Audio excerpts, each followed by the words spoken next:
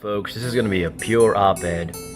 I need it because I need to practice riffing, and you need it because content is good, right? Okay, today we're going to be talking about business, and very specifically about Amazon and what it's done to business, and also just the broad spectrum of what's happening with the internet age we're all living in. Because Amazon, the way it functions, was made possible by the internet, which, as much good as the internet does, as big a proponent of the internet as it functions now, freely, hopefully forever, freely, right? Yeah, it brings challenges, like, kind of makes people inherently monopolistic. Because, say you're a company, and you see the internet, oh wow, I can market to customers, and I have a way to deliver to customers, I have a way of building systems to deliver to customers. Your name is Amazon, you start doing that, you grow, and then you start buying things like Whole Foods, eventually, and driving retailers out of business, according to some articles. Anyway, obviously, those articles that I read included the obvious truth that, hey, part of it might have to do with poor management practices, but at the same time, yeah, it is a contributing factor, that competition from the Amazon service. So what are we going to do about Amazon? Should we stop it? Well, I think stop is a bad way to look at anything. I think that we should steer it. You know, even, what's his face? That guy with the theses that nailed them. Martin Luther. Yeah. He wanted to reform the church, but apparently people are a little bit more tribal than that. So, yeah. Anyway, what I'm saying is it's best to try to reform not only Amazon, which might not even be possible, but reform ourselves by how we shop, or how we do things. How is that done? What are we going to do? How are we going to do that? Do it now? I think that we have to err on the side of the local guy. Very hipstery of me, but let me illustrate why. Yes. Why? Well, you don't want an entirely ubiquitous cookie-cutter experience every time you do something. You want to have a choice between Bob's Widget Shop and Joe's Widget Shop, right? You don't want to just go to one place online where you're not really interacting with somebody necessarily, except maybe through a chat log, to buy your widgets. You want a good market of widgets, good options. Options are good. So, shop at Bob's and Paul's widget stores. One or the other, pick one, go there, support it, because that guy probably lives in your neighborhood, probably contributes to the taxes in your local area, etc.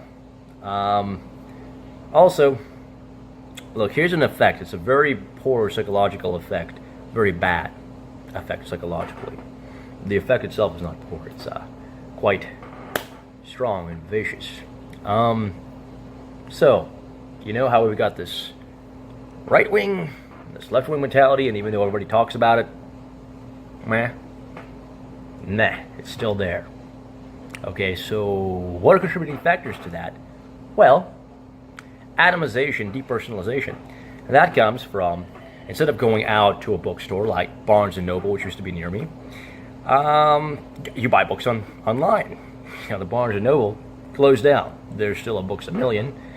And I go in there on occasion. But they don't have all the books I want.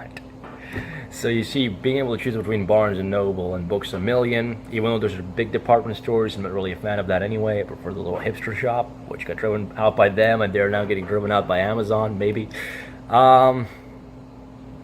Yeah.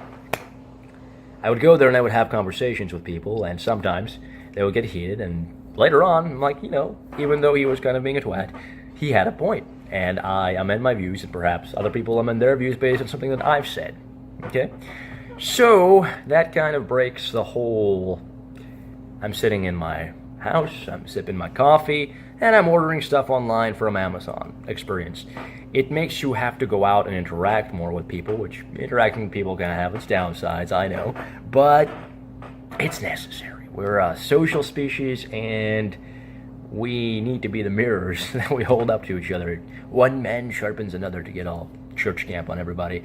So, yeah, let's shift. Let's divert. Let's steer this whole business landscape in a way that retains some sanity in a psychological and social sense. And also in economic sense, honestly, because, to me, it seems bizarre we get a lot of products from China.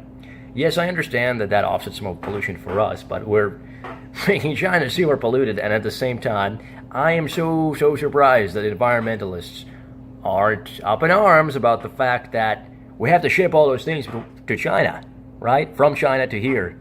That takes a lot of fuel and resources and manpower and has a big impact on the environment.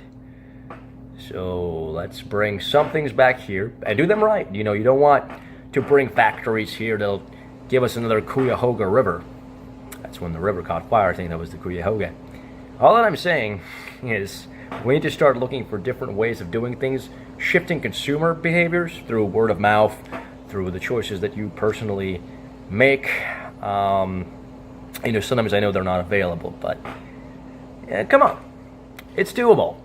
And Amazon is a company, and they will respond in turn to consumer demand for a certain kind of thing. How we'll steer Amazon to be less destructive to local businesses, whether that's even possible, because just the very nature of the world shifting in the way that commerce is done, debatable, but we should be trying.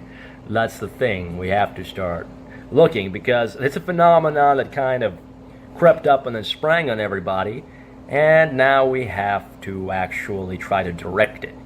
That's what usually generally happens when technology occurs. So hey, thanks for listening. This has been an installment of Oddit, an op-ed installment. Go ahead and hit the subscribe button and the like button, because that helps me out tremendously. Visit my website, https://thefractaljournal.com. There are links below in the description.